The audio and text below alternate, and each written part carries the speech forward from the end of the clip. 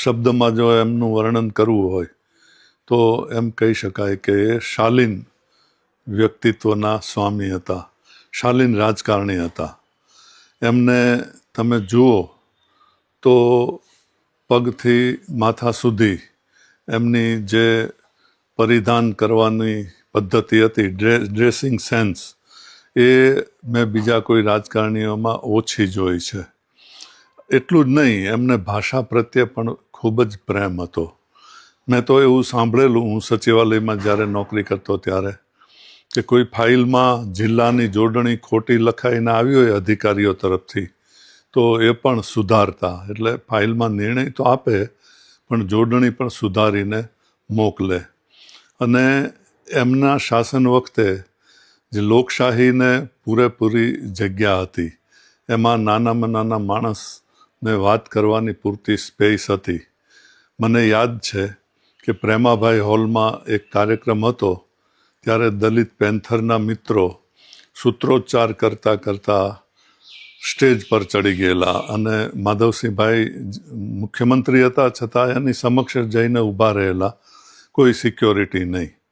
અને ત્યારે એક બેને સૂત્રોચ્ચાર કરતાં કહ્યું કે લોકશાહીની તમે ઘોર ખોદી છે. ત્યારે માધવસિંહભાઈ ટકોર કરીને કહ્યું, તમે વગર મંજૂરીએ સ્ટેજ ઉપર મુખ્યમંત્રીની સમક્ષ જઈને ઊભા રહીને સૂત્રોચ્ચાર કરો છો, એનાથી વધારે સારી લોકશાહી તમારે ક્યાં જોઈએ.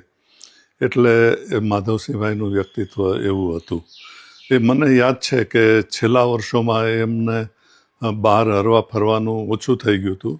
ત્યારે એકવાર મોહનભાઈ, ચીનુ મોદી સાહેબ, રાજેન્દ્ર શુક્લ સાહેબ મારી પાણી પુરવઠાની ઓફિસે આવ્યા હતા ને મને કહે કે આજે માધવસિંહભાઈનો જન્મદિવસ છે, તો ચાલો આપણે એમને અભિનંદન આપતા આવીએ, શુભેચ્છાઓ આપતા આવીએ. તો હું પણ એમની સાથે ગયેલો, અને કવિઓને જોઈને એટલા બધા રાજી થયા હતા.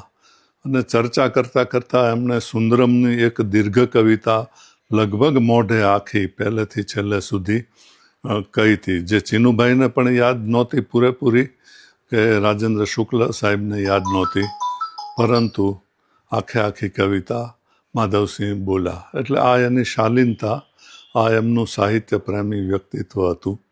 અત્યારે સોલંકી યુગ, સોલંકી એરા પ્રસિદ્ધ થઈ રહ્યો છે, એમાં ક્યાંક સિદ્ધરાજ જયસિંહની કલાપ્રિયતાનો પણ આમાં ક્યાંક સંકેત છે.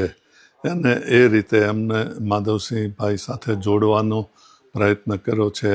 મને એ જાણીને આનંદ થાય છે, કારણ કે આપણા રાજકારણીઓના જીવનચરિત્ર કે આત્મકથાઓ નથી લખાતા. આ એમને એક સ્મૃતિ ગ્રંથ જેવું તૈયાર થઈ રહ્યું છે. એમાંથી વીતેલા ઇતિહાસની આપણને ઘણી નવી નવી બાબતો જોવા મળશે. આ સમગ્ર પ્રકલ્પને હું શુભેચ્છા આપું છું.